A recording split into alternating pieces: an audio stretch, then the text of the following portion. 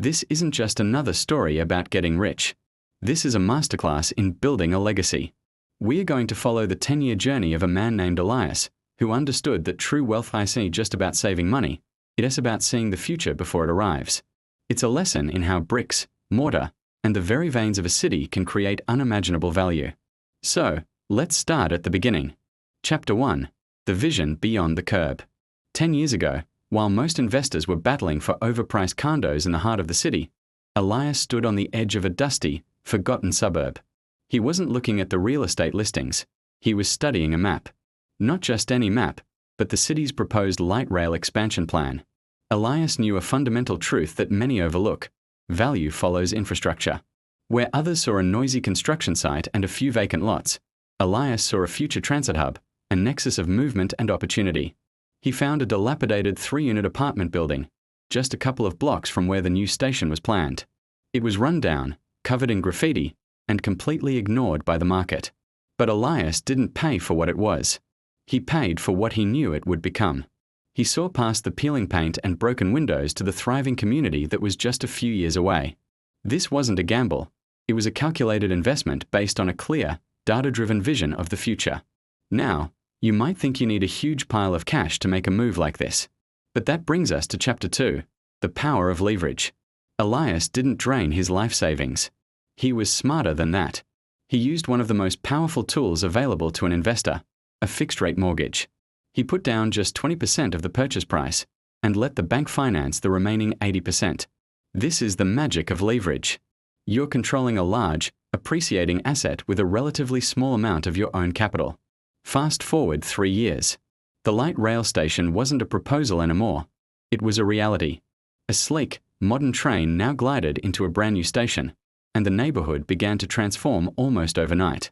The old, dusty warehouses were replaced by trendy cafes and small parks. Young professionals, tired of long, expensive commutes, flocked to the area, eager to live just a 15-minute train ride from their downtown jobs. And what happened to Elias's rundown apartment building? After a strategic renovation, its value didn't just inch up, it doubled. But here's the crucial part. Because he had only invested 20% of his own money, his return wasn't 100%. It was a staggering 400% on his initial investment. That's the explosive power of return on equity, or ROE. The bank's money did the heavy lifting, and Elias reaped the rewards. He hadn't just bought a property, he had harnessed the momentum of the entire city's growth. This is where many investors would cash out and celebrate. But for Elias, this was just the beginning. True wealth creation is about scaling, which leads us to Chapter 3, scaling via the infrastructure ripple. A successful investment creates new opportunities, like ripples in a pond. Elias saw that the new train station was a massive success, bringing thousands of commuters through the area every single day. But he also noticed a problem.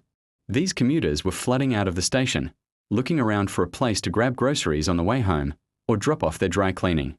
There was nothing. The residential boom had outpaced the commercial services needed to support it. So, Elias pivoted. He didn't just buy another apartment building. He used a brilliant tax strategy called a 1031 exchange. This allowed him to sell his now highly profitable apartment building and roll all the proceeds, tax-deferred, into a larger, more valuable property. He sold the 3-unit building and bought a nearby commercial strip mall that was underperforming. He didn't fill it with trendy but fragile businesses. He targeted tenants that were essential, the kind of businesses people need no matter what the economy is doing. He leased the anchor space to a national pharmacy chain and another spot to a local grocery market. Suddenly, he wasn't just providing housing, he was providing essential services. His income stream became what investors call recession-proof. He had successfully ridden the first wave of residential growth and was now capitalizing on the second, commercial ripple. He was building an ecosystem. Over the next few years, the area didn't just grow, it matured. The foundation Elias had helped lay was now a vibrant, self-sustaining community. And this brings us to the final chapter of his 10-year journey. Chapter 4, the final frontier, public-private partnerships. By year 10, Elias was no longer just a landlord or an investor. He had evolved. He was a developer, a true community builder. He had a track record of success and a deep understanding of the neighborhood's needs. He had built so much trust and credibility that the city itself sought him out. They saw the value he had created and the vision he possessed. Together, they formed a public-private partnership. The goal? To develop the remaining land around the train station into a cohesive, master-planned, mixed-use complex. This wasn't about one building anymore. It was about creating a town square. Elias, now a respected figure in a hard hat, worked alongside city planners, poring over blueprints and architectural models. They designed a development that seamlessly blended residential apartments, ground-floor retail, office spaces, and beautiful public parks. It was the ultimate expression of his initial vision, a place where people could live, work, shop, and connect, all within walking distance of world-class public transit. Today, if you fly a drone over that station, you won't see a dusty lot. You'll see a thriving, bustling community. You'll see children playing in the park, professionals grabbing coffee, and families doing their weekly shopping. And Elias. You'll see him standing there, looking out over the vibrant neighborhood he didn't just invest in, but helped build from the ground up. His story is a powerful reminder that wealth isn't just about accumulating money. It's about seeing value where others don't, understanding the forces that shape our cities, and having the courage to build a better future. It's about creating a legacy that will stand long after you're gone. Thanks for watching. If this story inspired you, make sure to like, subscribe, and hit that notification bell for more content on building real, lasting wealth.